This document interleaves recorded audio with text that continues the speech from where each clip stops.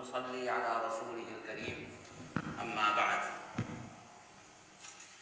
عن علي رضي الله تعالى عنه قال قال رسول الله صلى الله عليه وسلم: أدبوا أولادكم على 3 خصال: حب نبيكم صلى الله عليه وسلم، وحب أهل البيت، وقراءة القرآن. متفق علیہ۔ بہت باتیں ہو چکی ماشاءاللہ، اور بہت سی چیزیں لوگوں کے سامنے آ بھی چکی، دیر بھی ہو چکی۔ مولانا مرغوب صاحب نے تو ماشاءاللہ بہت ہی اچھی مغز تقریر تھی، اور اس کے بعد کسی کی ضرورت اور حاجت رہ نہیں جاتی۔ مستقل نام حضرت مولانا زکریا علیہ الرحمہ شیخ الحدیث کا آ رہا ہے۔ مجھ سے ایک صاحب کہنے لگے مدینہ المنورہ میں کہ حضرت شیخ رحمۃ اللہ علیہ جب سفر سے واپس آیا کرتے تھے تو 10,000 ریال ان ایام میں آنے سے پہلے کہہ دیا کرتے تھے کہ بھئی یہ اہل مدینہ میں اور سیدوں میں تقسیم کر دو۔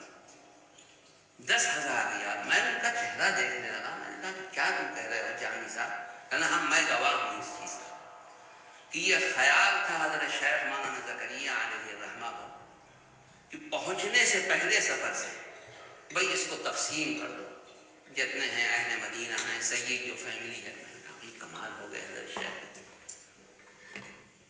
میں نے محسوس یہ کیا کہ ان حضرات کا جو مقام اس طریقے سے اللہ نے ان کو نوازا، یہ ان مراتب پر پہنچنے کے لیے بڑی جد و جہد اور بہت انہوں نے اپنے آپ کو قربان کیا۔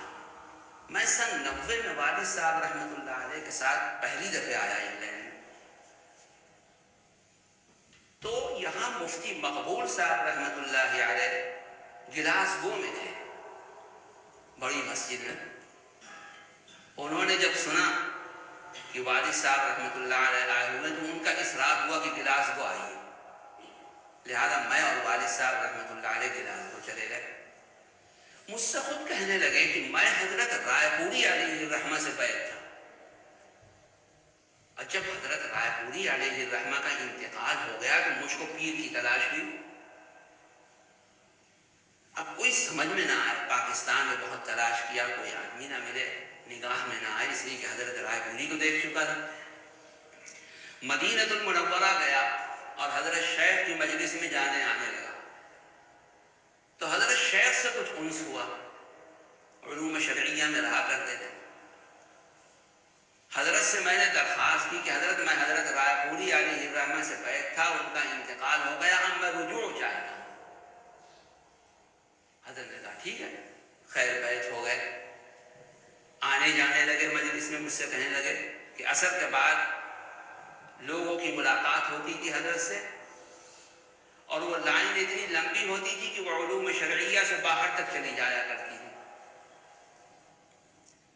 ہم بھی اس لائن میں لگ جایا کرتے تھے، اور کیفیت ایسی تھی کہ حضرت بالکل آخر ایام تھے، پابرکاب تھے اللہ سے لقا کے، تو آنکھیں بالکل بند رہتی تھی ایسے، اور 2 تکیے رکھ دیے جاتے تھے تو حضرت ایسے ہاتھ رکھ لیتے تھے ان تکیوں کے اوپر، ایک خادم ادھر کھڑا رہتا تھا، ایک خادم ادھر کھڑا رہتا تھا، کسی کو بات کرنے کا موقع نہیں، بس وہ 2-4 انگلیاں ملی اور اٹھو اٹھو بھائی چلو چلو چلو۔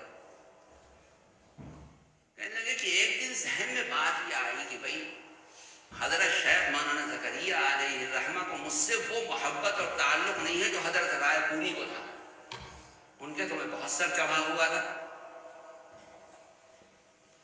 تو ریاض الجنہ میں عصر کی نماز پڑھی اور بہت دعا کی، رو رو کر کے، اور شکایت بھی کی جناب رسول اللہ صلی اللہ علیہ وسلم کہ یا اللہ ان کے دل میں اتنی محبت ڈال دے میری جو حضرت رائے پوری کے دل میں تھی میری محبت، حضرت شیخ کو مجھ کو لگتا ہے وہ محبت اتنی ہے نہیں۔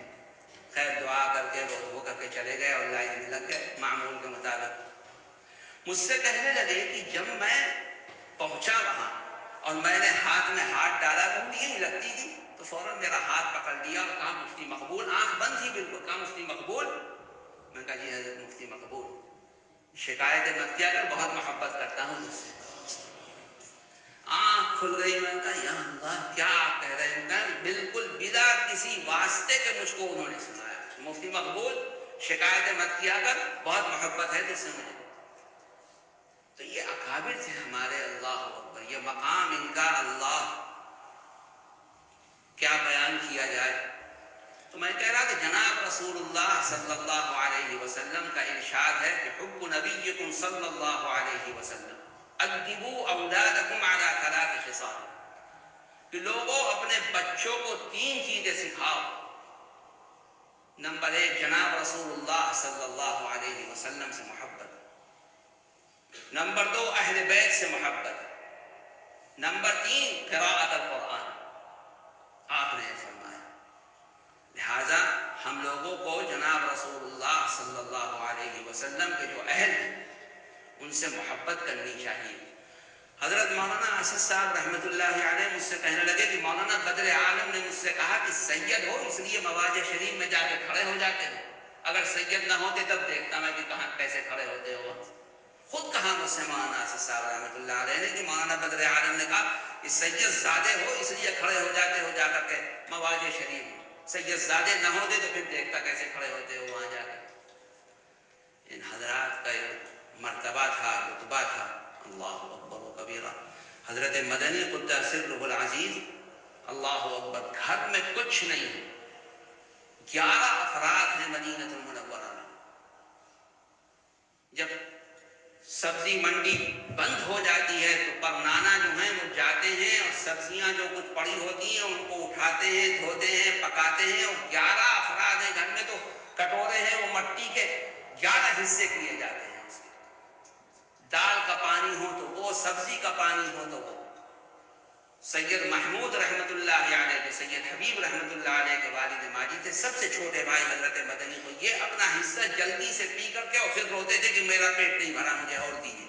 تو حضرت مدنی قدس سرہ العزیز اپنا کٹورا بھی ان کو دے دیتے تھے، اور اس طریقے سے 14 دن پیٹ کے اوپر پتھر باندھ کر کے اور درس بخاری دیا کرتے تھے اور حدیث کا درس دیا کرتے تھے۔ جب یہ مقام ہوا تھا کہ کسی نے پوچھ لیا کہ آپ زندہ ہیں، تو آپ نے فرمایا ہاں زندہ ہیں، آ جاؤ پیچھے میں دکھاتا ہوں۔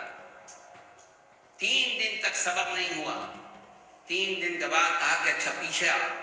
جب وہ طالب علم پیچھے آیا تو کہا دیکھو غور سے دیکھو کہ بیٹھے نہیں ہیں جناب رسول اللہ صلی اللہ علیہ وسلم۔ کہاں بس دیکھ لیا، یقین آ گیا مجھ کو، میں نے دیکھ لیا۔ یہ چیزیں تھی ہمارے اکابر کی۔ اللہ تعالیٰ اس چیز کو بڑھائے اور اخلاص نصیب فرمائے۔ ان حضرات نے اس چیز کا بیڑا اٹھایا ہے، اللہ تعالیٰ ان کو کامیابیوں سے ہمکنار فرمائے، شرور و فتن سے محفوظ فرمائے، اخلاص نصیب فرمائے۔ بہت خوشی ہوئی، اللہ تعالیٰ قبولیت سے بھی نواز دے۔ وآخر دعوانا الحمدللہ رب العالمین۔ Thanks for watching. Don't forget to like, comment, share and subscribe to Al Wahid channel.